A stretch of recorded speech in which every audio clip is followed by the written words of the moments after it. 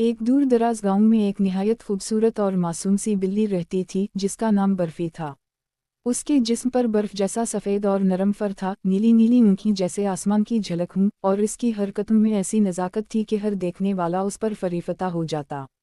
बर्फी न सिर्फ हसीन थी बल्कि बहुत ज़हीन और बाअदब भी थी। गाँव के बच्चे इससे बहुत मोहब्बत करते और हर रोज़ इसके साथ खेलने आते।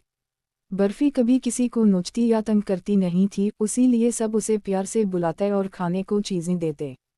एक दिन गांव में एक नई मुसीबत आ गई। गोदामों और घरों में चूहे भर गए। अनाज, कपड़े और दीगर चीज़ें चूहे कितरने लगे। गांव वाले बहुत परेशान हो गए। वो चूहों को भगाने के लिए कई तरीके आजमा चुके थे मगर कोई फ़ायदा ना हुआ। तब किसी ने मशवरा दिया, क्यों ना बर्फी से मदद ली जाए। वो निहायत होशियार बिल्ली है, शायद वो इस मसले का हल निकाल दे। गांव के बुजुर्ग बर्फी के पास आए, उसे प्यार से गोद में उठाया और कहा, बर्फी बेटी, हमें तुम्हारी मदद की ज़रूरत है। अगर तुम चाहो तो पूरे गांव को इस मुसीबत से निजात दिला सकती हो।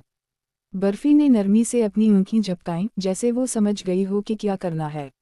अगले दिन से बर्फी गोदामों में जाने लगी, मगर वो दूसरे बिल्लियों की तरह शोर मचाकर चूहे नहीं पकड़ती थी। वो खामोशी से बैठती, चूहों की हरकतों का जायज़ा लेती और फिर सही वक्त पर अचानक वार करके एक एक चूहा पकड़ लेती। चंद दिनों में गोदाम और घर साफ हो गए। गांव वाले हैरान रह गए कि इतनी नरमी, खूबसूरती और वक़ार रखने वाली बिल्ली ने इतनी बड़ी मुसीबत को किस तरह ख़त्म कर दिया। इन्होंने बर्फी के लिए रोज़ाना ताज़ा दूध, मछली, नरम बिस्तर और एक खूबसूरत घंटी वाला कॉलर तोहफे में दिया। बच्चे पहले से भी ज़्यादा मोहब्बत करने लगे और बड़े इसकी अक्लमंदी की मिसालें देने लगे। बर्फी ने कभी गुरूर ना किया। वो वैसे ही सबसे खुश अखलाक़ी से मिलती रही, सबके साथ खेलती रही और जहाँ भी कोई मुसीबत आती, वो खामोशी से मदद को पहुँच जाती।